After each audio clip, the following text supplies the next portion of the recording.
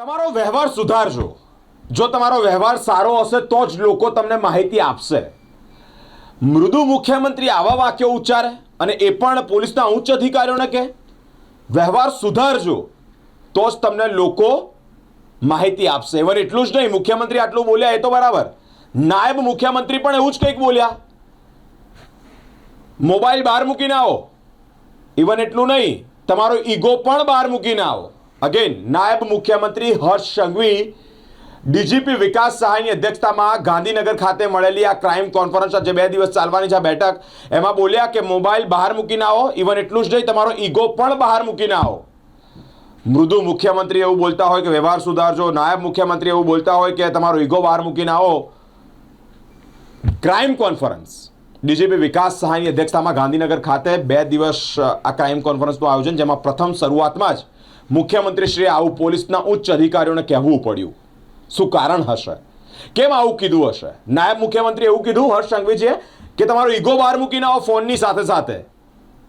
પોલીસના ઉચ્ચ અધિકારીઓએ આ બાબતે સજાગ થવાની જરૂરિયાત છે કે રાજ્યમાં ક્રાઇમ વધી રહ્યા છે, રાજ્યમાં ગુનાહિત પ્રવૃત્તિઓ થઈ રહી છે, અને એ ડામવા માટે મૃદુ મુખ્યમંત્રી આવી રીતે ટકોર કરતા હોય તો પોલીસના ઉચ્ચ અધિકારીઓ સમજી જવું જોઈએ કે પોતાની અંદર શું છે અને શું બહાર મૂકવાનું છે, એટલે કે શું કાઢવાનું છે।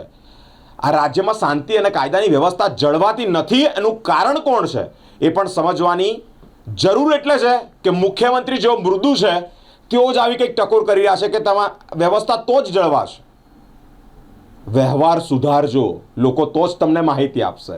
ડીજીપી વિકાસ સહાયની અધ્યક્ષતામાં આ બેઠક ગાંધીનગર ખાતે મળી, ક્રાઇમ કોન્ફરન્સની આ બેઠક, જેમાં મુખ્યમંત્રી સાથે જ નાયબ મુખ્યમંત્રી હર્ષ સંઘવીજી અને ડીજીપી વિકાસ સહાય પણ ઉપસ્થિત રહ્યા। આ એક ટકોર ઘણું બધું કહી જાય છે। આજે પ્રજાજનોમાં પોલીસ અને પોલીસ સાથેનો સંબંધ એ બે ખૂબ મહત્વનો છે। જો તમારાથી પ્રજાજનો દૂર જ હે તો તમને સાચી માહિતી નહીં મળે। ઘણી વખતે અમારી પાસે પણ આઈપીના રિપોર્ટ પહોંચે તો ક્યારે પહોંચે કે થઈ ગયા પછી પહોંચે।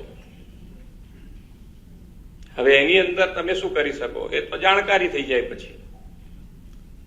પછી જાણકારી થઈ જાય, આપણે એના એક્શને કરીએ, બધું કરીએ પાછળથી, પણ એના પહેલા આપણને જો ઇન્ટેલિજન્સ છે, એટલે ઇન્ટેલિજન્સ મીન્સ પ્રજાજનોનો તમે જેટલો વિશ્વાસ વધુ ને વધુ કેળવો એટલો તમને ફાયદો થવાનો છે। કોઈ